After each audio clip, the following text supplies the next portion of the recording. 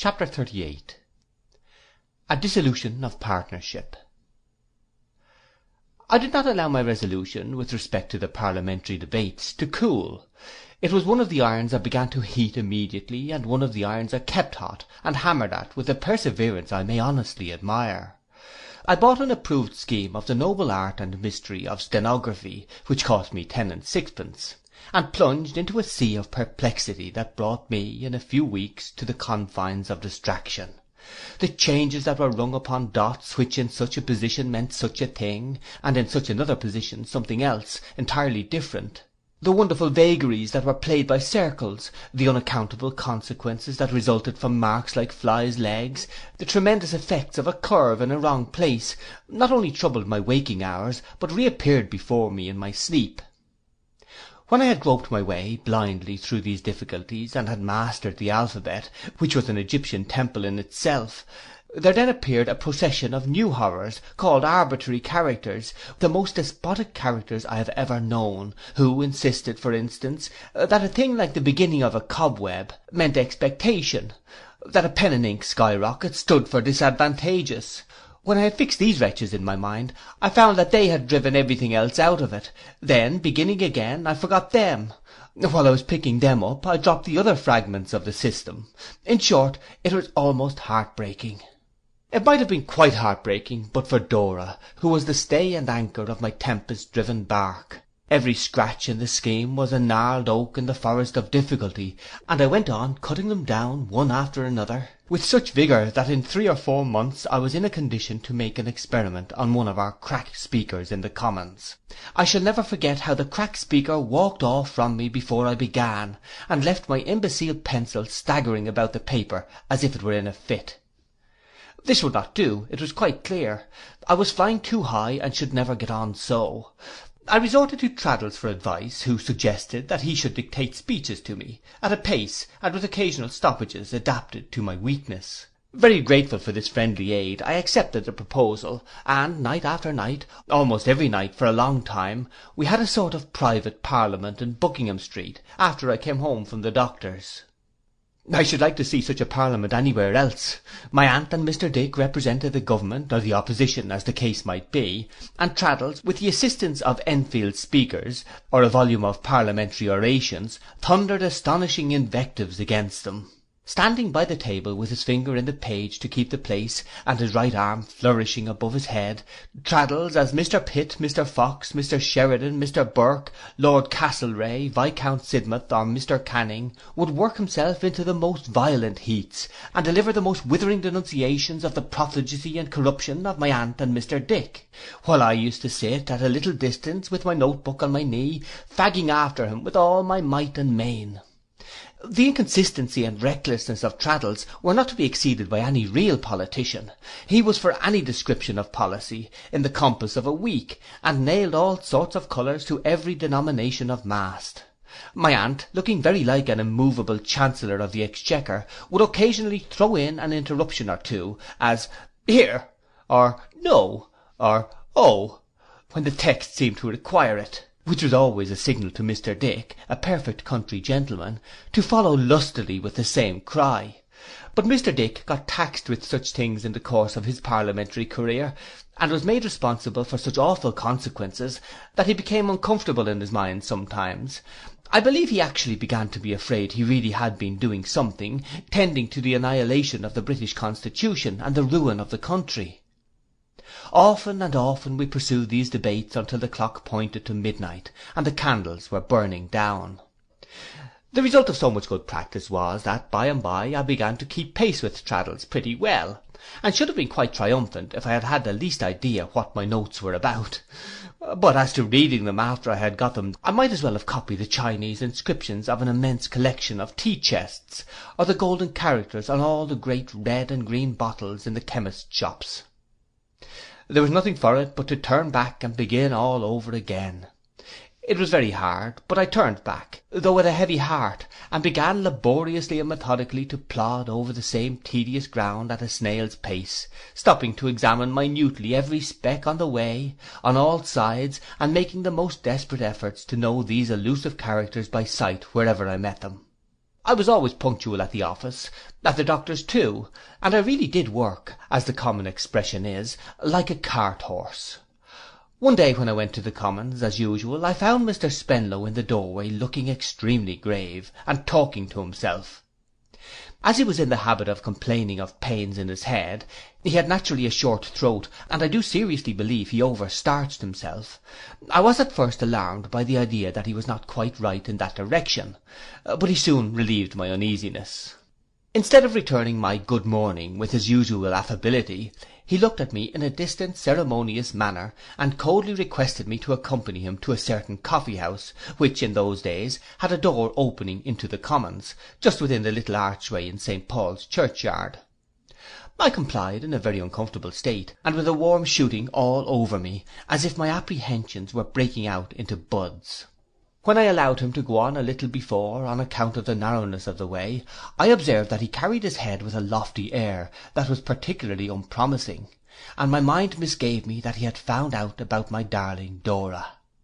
If I had not guessed this on the way to the coffee-house, I could hardly have failed to know what was the matter when I followed him into an upstairs room, and found Miss Murdstone there, supported by a background of sideboard, on which were several inverted tumblers sustaining lemons, and two of those extraordinary boxes, all corners and flutings, for sticking knives and forks in, which, happily for mankind, are now obsolete.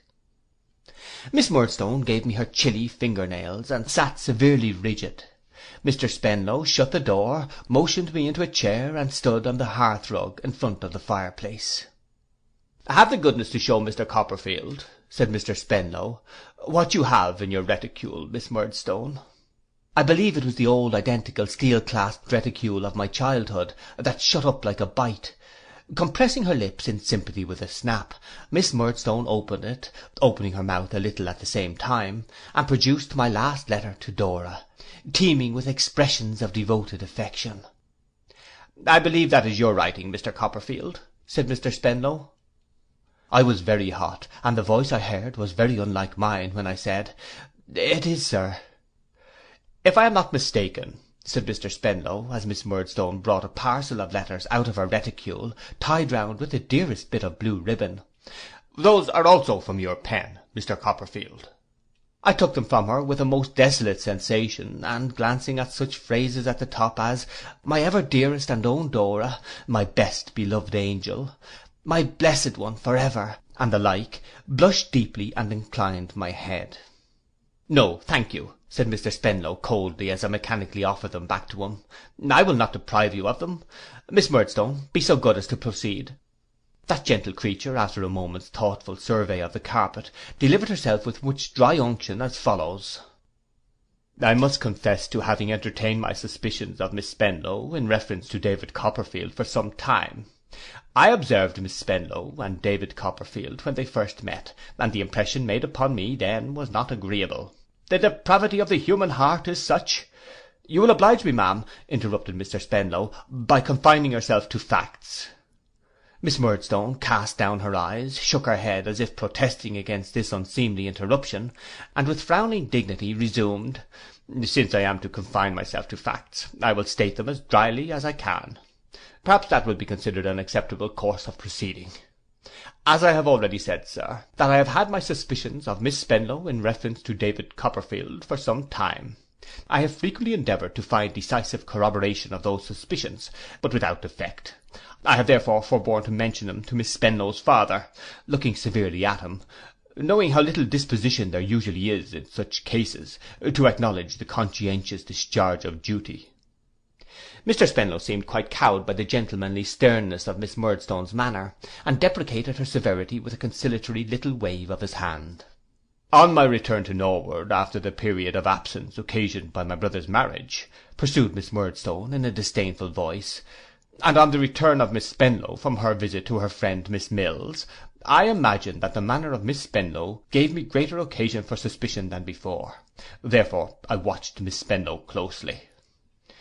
Dear tender little Dora, so unconscious of this dragon's eye! "Still," resumed Miss Murdstone, "I found no proof until last night.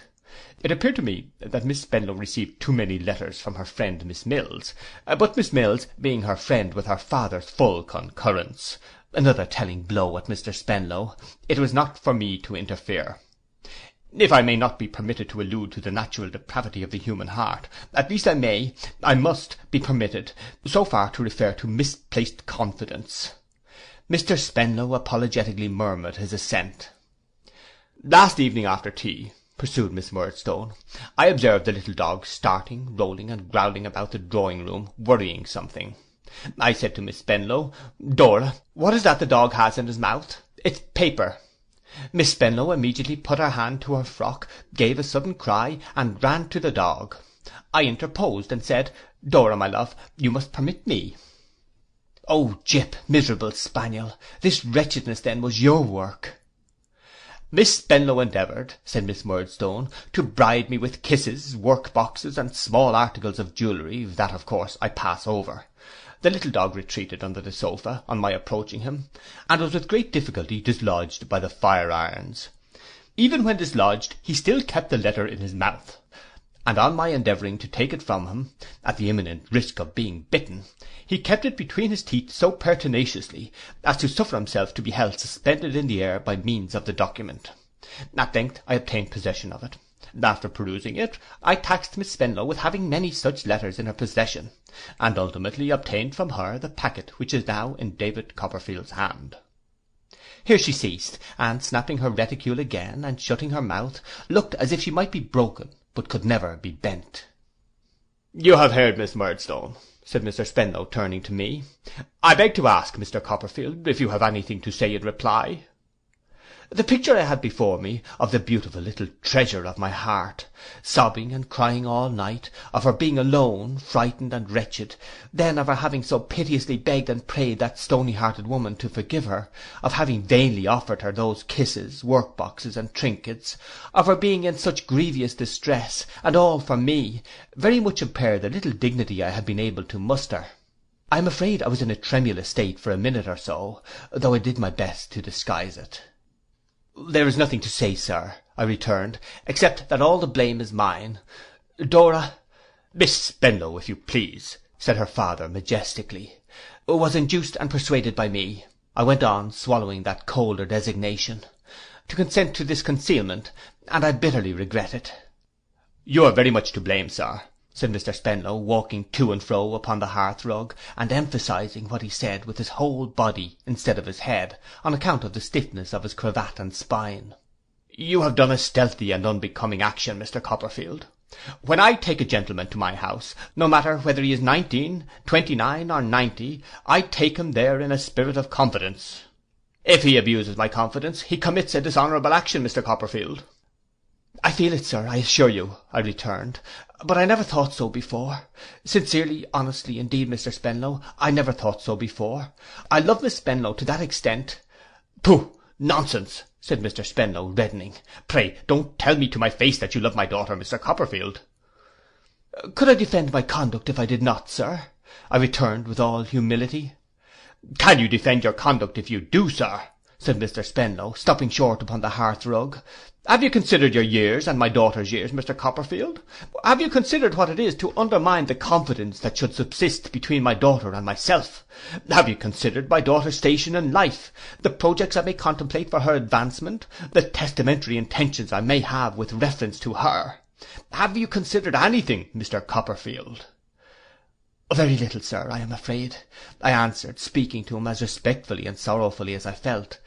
But pray, believe me, I have considered my own worldly position.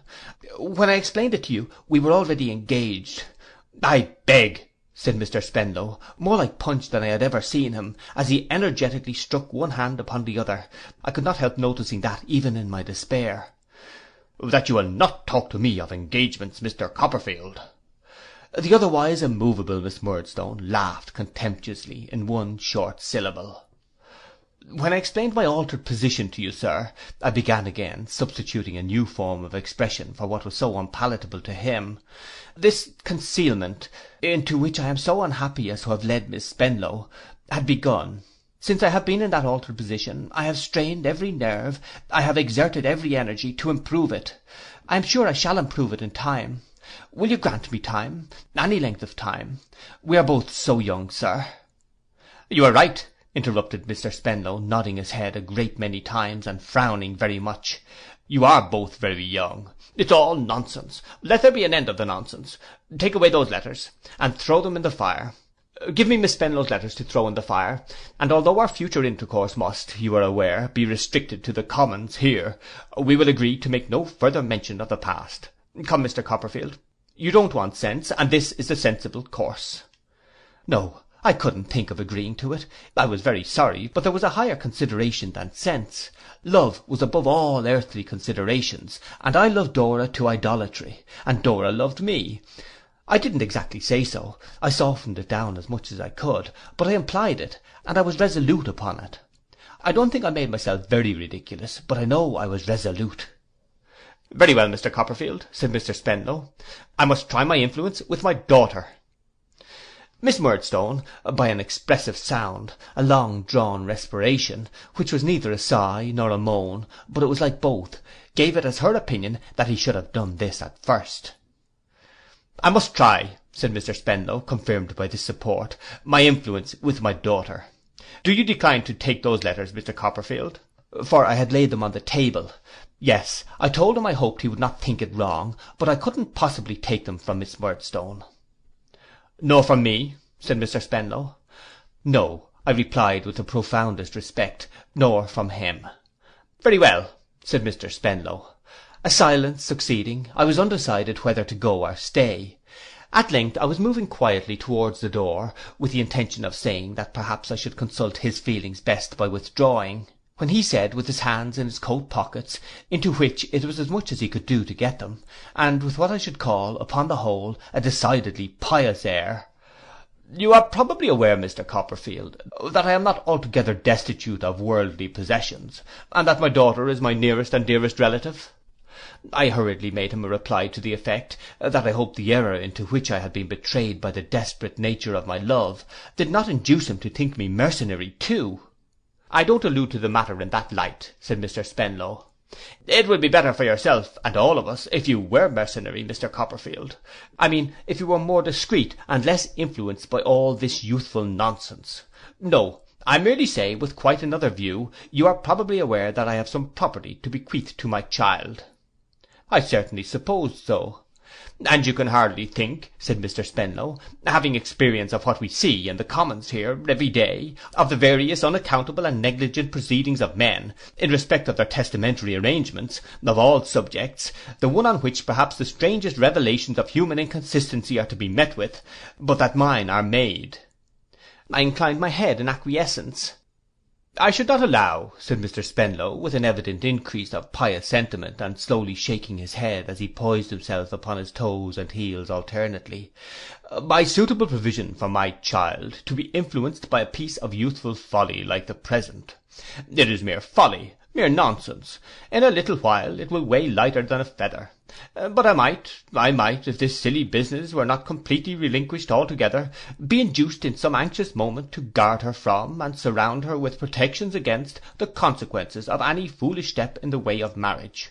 Now, Mr. Copperfield, I hope that you will not render it necessary for me to open, even for a quarter of an hour, that closed page in the book of life, and unsettle, even for a quarter of an hour, grave affairs long since composed.' There was a serenity, a tranquillity, a calm sunset air about him, which quite affected me. He was so peaceful and resigned, clearly had his affairs in such perfect train, and so systematically wound up, that he was a man to feel touched in the contemplation of. I really think I saw tears rise to his eyes, from the depth of his own feeling of all this. But what could I do? I could not deny Dora and my own heart. When he told me I had better take a week to consider of what he had said, how could I say I wouldn't take a week? Yet how could I fail to know that no amount of weeks could influence such love as mine? 'In the meantime, confer with Miss Trotwood, or with any person with any knowledge of life,' said Mr. Spenlow, adjusting his cravat with both hands. 'Take a week, Mr. Copperfield.' I submitted, and with a countenance as expressive as I was able to make it of dejected and despairing constancy, came out of the room. Miss Murdstone's heavy eyebrows followed me to the door. I say her eyebrows rather than her eyes, because they were much more important in her face, and she looked so exactly as she used to look, at about that hour of the morning, in our parlour at Blunderstone, that I could have fancied I had been breaking down in my lessons again, and that the dead weight on my mind was that horrible old spelling book, with oval woodcuts, shaped to my youthful fancy like the glasses out of spectacles. When I got to the office, and shutting out old Tiffy and the rest of them with my hands, sat at my desk in my own particular nook, thinking of this earthquake that had taken place so unexpectedly, and in the bitterness of my spirit cursing Gyp, I fell into such a state of torment about Dora, that I wonder I did not take up my hat and rush insanely to Norwood. The idea of their frightening her, and making her cry, and of my not being there to comfort her, was so excruciating, that it impelled me to write a wild letter to Mr. Spenlow, beseeching him not to visit upon her the consequences of my awful destiny. I implored him to spare her gentle nature, not to crush a fragile flower, and addressed him generally, to the best of my remembrance, as if, instead of being her father, he had been an ogre, or the dragon of Wantley. This letter I sealed and laid upon his desk before he returned, and when he came in I saw him, through the half-open door of his room, take it up and read it. He said nothing about it all morning, but before he went away in the afternoon he called me in, and told me that I need not make myself at all uneasy about his daughter's happiness. He had assured her, he said, that it was all nonsense, and he had nothing more to say to her. He believed he was an indulgent father, as indeed he was, and I might spare myself any solicitude on her account. You may make it necessary, if you are foolish or obstinate, Mr. Copperfield, he observed, for me to send my daughter abroad again for a term, but I have a better opinion of you. I hope you will be wiser than that in a few days. As to Miss Murdstone, for I had alluded to her in the letter, I respect that lady's vigilance, and feel obliged to her, but she has a strict charge to avoid the subject. All I desire, Mr. Copperfield, is, that it should be forgotten. All you have got to do, Mr. Copperfield, is to forget it.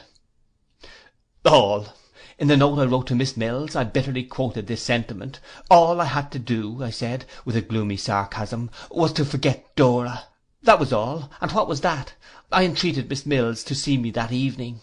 If it could not be done with Mr. Mills's sanction and concurrence, I besought a clandestine interview in the back kitchen where the mangle was. I informed her that my reason was tottering on its throne, and only she, Miss Mills, could prevent its being deposed. I signed myself hers distractedly, and I couldn't help feeling, while I read this composition over, before sending it by a porter, that it was something in the style of Mr. Micawber. However, I sent it. At night I repaired to Miss Mills's street, and walked up and down until I was stealthily fetched in by Miss Mills's maid, and taken the area way to the back kitchen. I have since reason to believe that there was nothing on earth to prevent my going in at the front door, and being shown up to the drawing-room, except Miss Mills's love of the romantic and mysterious. In the back kitchen I raved as became me. I went there, I suppose, to make a fool of myself, and I am quite sure I did it.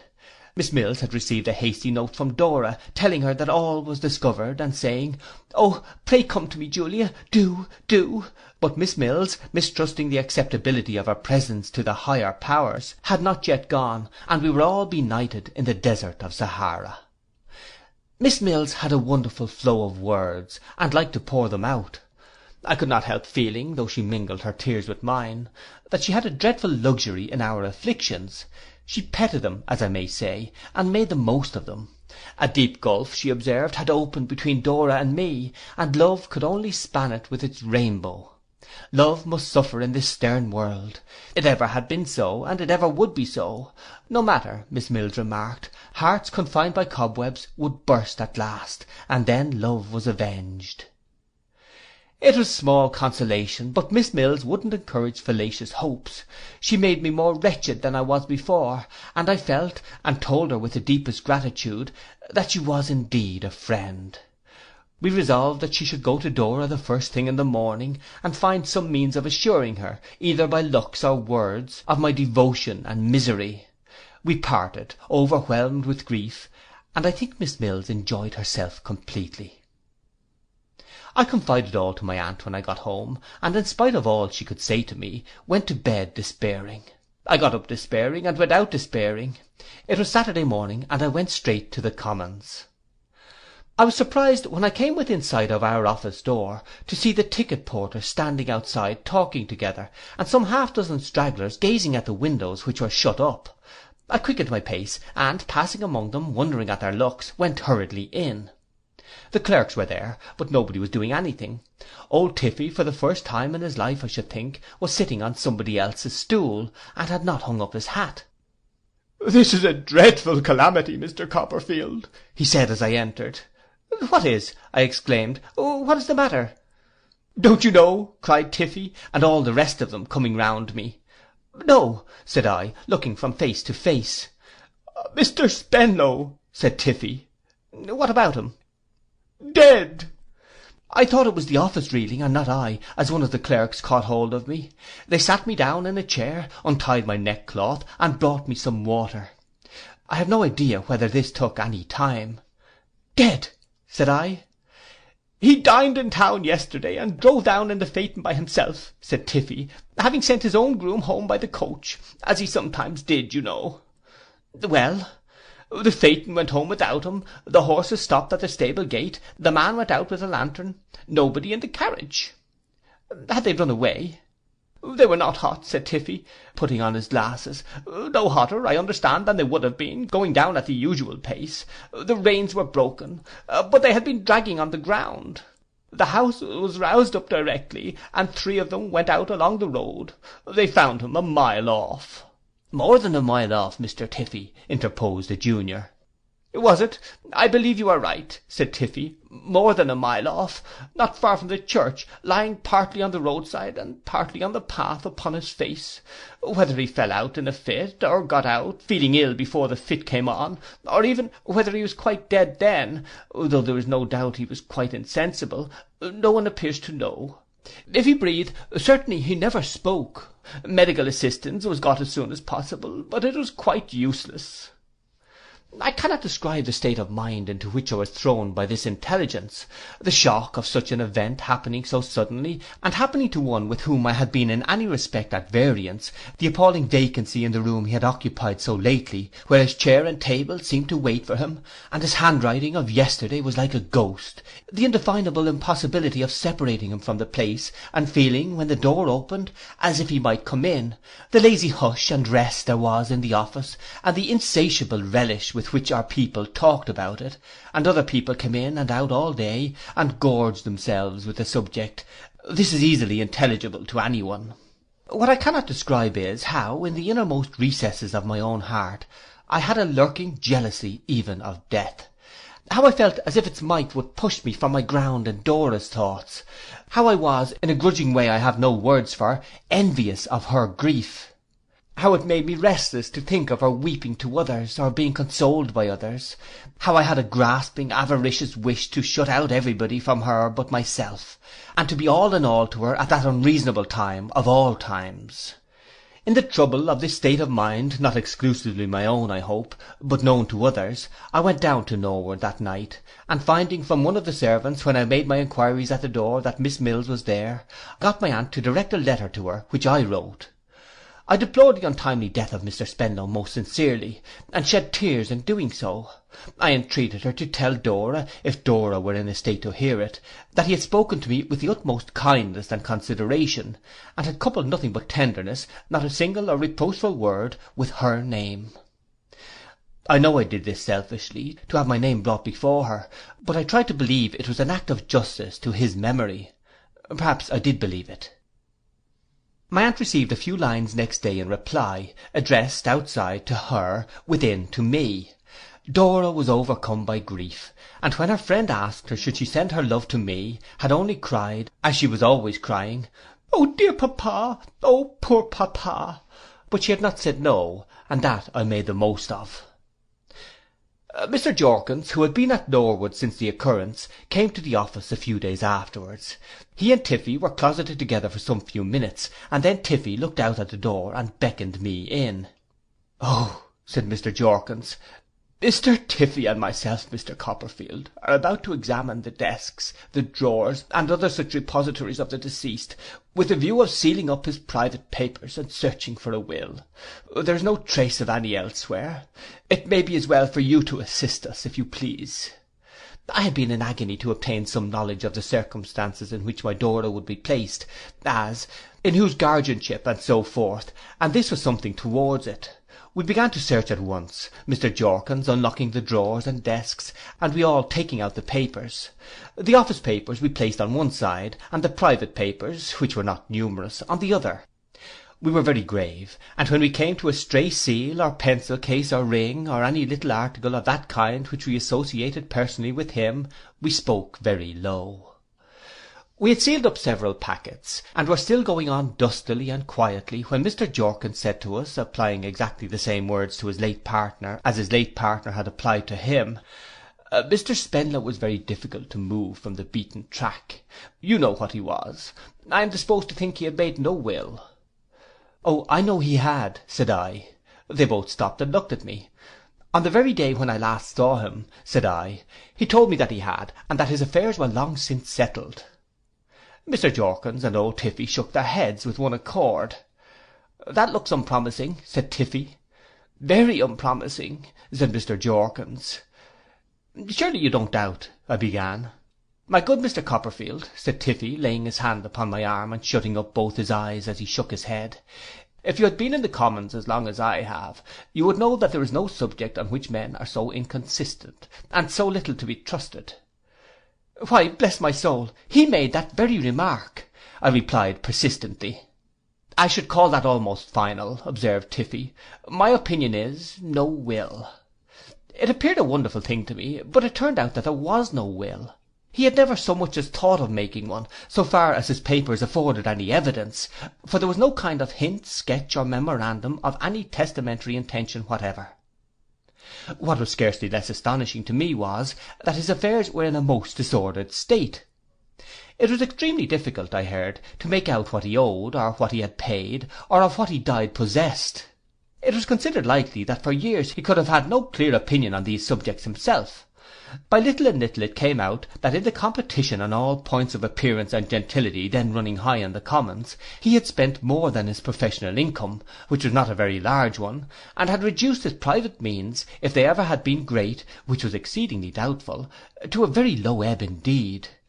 There was a sale of the furniture and lease at Norwood, and Tiffy told me, little thinking how interested I was in the story, that paying all the debts of the deceased, and deducting his share of outstanding bad and doubtful debts due to the firm, he wouldn't give £1,000 for all the assets remaining. This was at the expiration of about 6 weeks. I had suffered tortures all the time, and thought I really must have laid violent hands upon myself, when Miss Mills still reported to me that my broken-hearted little Dora would say nothing, when I was mentioned, but, "Oh, poor papa! Oh, dear papa!" Also that she had no other relations than 2 aunts, maiden sisters of Mr. Spenlow, who lived at Putney, and who had not held any other than chance communications with her brother for many years. Not that they had ever quarrelled, Miss Mills informed me, but that having been, on the occasion of Dora's christening, invited to tea, when they considered themselves privileged to be invited to dinner, they had expressed their opinion in writing that it was better for the happiness of all parties that they should stay away, since which they had gone their road, and their brother had gone his. These 2 ladies now emerged from their retirement, and proposed to take Dora to live at Putney. Dora, clinging to them both, and weeping, exclaimed, "Oh yes, aunts, please take Julia Mills and me and Jip to Putney," and so they went, very soon after the funeral. How I found time to haunt Putney, I am sure I don't know, but I contrived, by some means or other, to prowl about that neighbourhood pretty often. Miss Mills, for the more exact discharge of the duties of friendship, kept a journal, and she used to meet me sometimes on the common and read it, or, if she had not time to do that, lend it to me. How I treasured up the entries, of which I subjoin a sample. Monday. My sweet D still much depressed. Headache. Called attention to J as being beautifully sleek. D fondled J. Associations thus awakened opened floodgates of sorrow. Rush of grief admitted. Are tears the dewdrops of the heart? J.M. Tuesday. D weak and nervous, beautiful in pallor. Do we not remark this in the moon likewise? J.M. D, J.M. and J took airing in carriage. J looking out of window and barking violently at dustman occasioned smile to overspread features of D. Of such slight links is chain of life composed. J.M. Wednesday, D. comparatively cheerful, sang to her as congenial melody evening bells, effect not soothing but reverse. D. inexpressibly affected, found sobbing afterwards in own room, quoted verses respecting self and young gazelle, ineffectually, also referred to patience on monument. Query, why on monument? J.M. Thursday, D. certainly improved, better night, slight tinge of damask revisiting cheek, resolved to mention name of D.C. Introduced same cautiously in course of airing. D. immediately overcome. Oh dear, dear Julia, oh I have been a naughty and undutiful child. Soothed and caressed, drew ideal picture of D.C. on verge of tomb. D. again overcome. Oh, what shall I do? What shall I do? Oh, take me somewhere. Much alarmed, fainting of D. and glass of water from public house. Poetical affinity. Checkered sign on door post, checkered human life. Alas. J.M. Friday, day of incident. Man appears in kitchen with blue bag, for ladies' boots left out to heel. Cook replies, no such orders. Man argues point. Cook withdraws to inquire, leaving man alone with J. On Cook's return, man still argues point, but ultimately goes. J. missing. D. distracted. Information sent to police. Man to be identified by broad nose and legs like balustrades of bridge. Search made in every direction. No J. D. weeping bitterly and inconsolable. Renewed reference to young gazelle. Appropriate but unavailing. Towards evening strange boy calls. Brought into parlour, broad nose but no balustrades. Says he wants £1 and knows dog. Declines to explain further, though much pressed. Pound being produced by D. takes Cook to little house, where J. alone tied up to leg of table.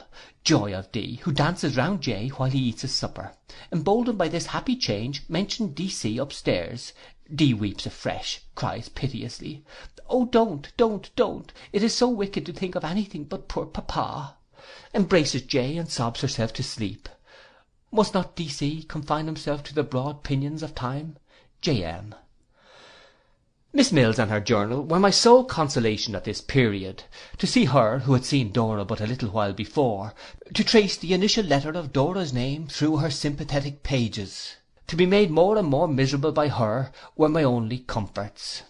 I felt as if I had been living in a palace of cards, which had tumbled down, leaving only Miss Mills and me among the ruins.